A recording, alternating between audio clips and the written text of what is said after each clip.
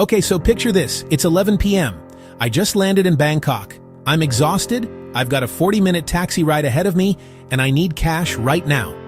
I walk up to the first ATM I see, the shiny one, right there in the arrivals hall, punch in my amount, and without even blinking, it asks me, "Would you like us to convert this for you?" And like an absolute rookie, I hit yes.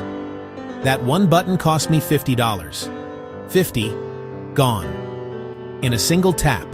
No gun to my head, no shady back alley, just a machine in a perfectly lit airport with a sneaky little checkbox and a terrible exchange rate baked right in.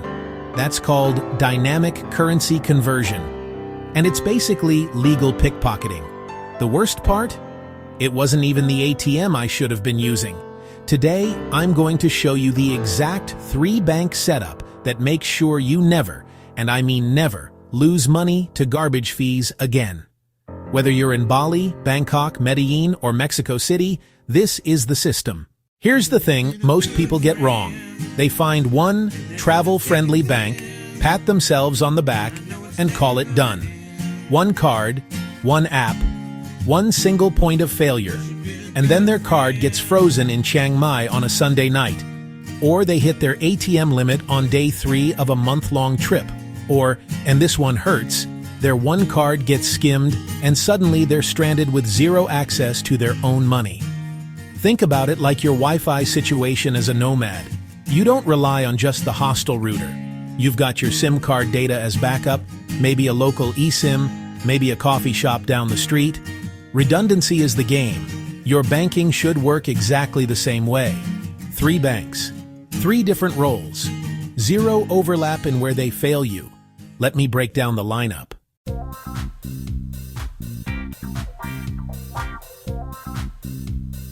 Wise is your home base. This is where your money lives. Here's what makes it special. Wise uses the actual mid-market exchange rate. That's the real rate, the one you see on Google. No markup on top, no hidden spread quietly eating your money. Their fees start at just 0.41%, and they tell you exactly what you're paying before you confirm anything. You can hold 40+ currencies in one account simultaneously. So if you're earning in dollars, spending in Thai baht, and saving in euros, Wise handles all of that in one place. For ATMs, you get 2 free withdrawals per month up to around $200 total. After that, it's a small fee. So Wise isn't your heavy ATM card. That's fine. That's not its job.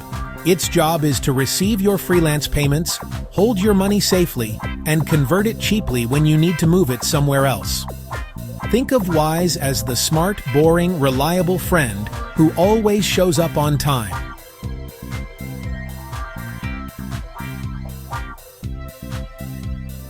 Revolut is your day-to-day weapon. This is the card you actually pull out at the night market, the co-working space, the hostel bar. On weekdays, Revolut gives you interbank exchange rates, basically the same deal as Wise. Where you have to watch yourself is weekends, where they apply a small markup, and if you're on the free standard plan, you hit a 0.5% fee after $1,000 in exchanges per month. For most nomads, that's totally fine. Heavy spenders might want to look at their premium tier. The ATM situation, $200 free per month or 5 withdrawals on the standard plan. If you upgrade to Metal or Premium, those limits go way up. Metal even offers unlimited ATM withdrawals. In Southeast Asia and Latin America, Revolut's card works at virtually every major ATM network. But here's where Revolut really earns its spot in the lineup: the travel perks. In 2026, their premium tiers come loaded with travel insurance, airport lounge access, virtual cards for sketchy online purchases, and budgeting analytics that'll actually show you where your money is going. For a nomad, that kind of visibility is genuinely valuable.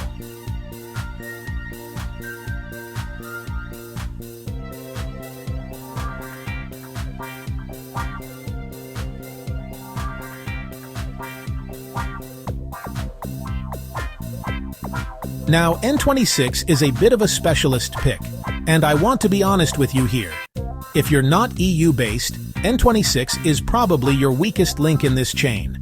It's EU and EEA focused. Its ATM coverage outside Europe is limited. And while it does partner with Wise for currency exchange, it adds a slight markup on top, so it's not as clean as using Wise directly. That said, if you are EU-based or you travel through Europe regularly, N26 earns its place. The U and Metal plans give you unlimited free ATM withdrawals, travel insurance, and overdraft options that give you a genuine financial cushion.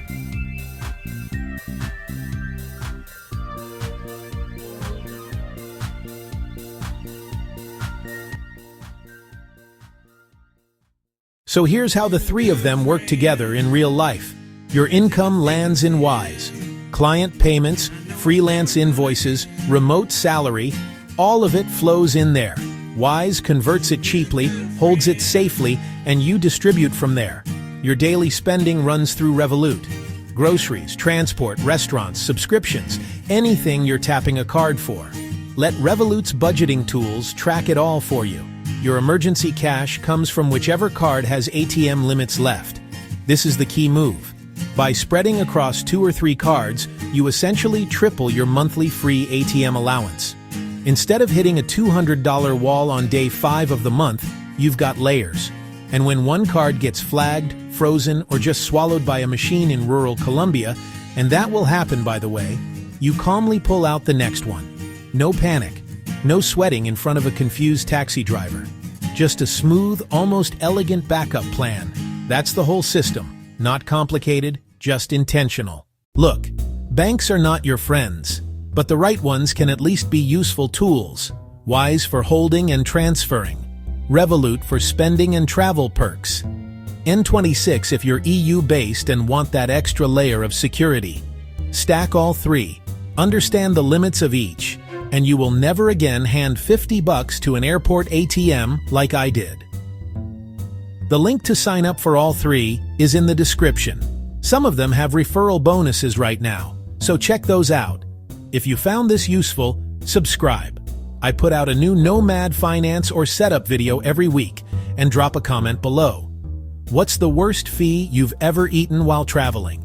I genuinely want to know if anyone can beat my Bangkok ATM story.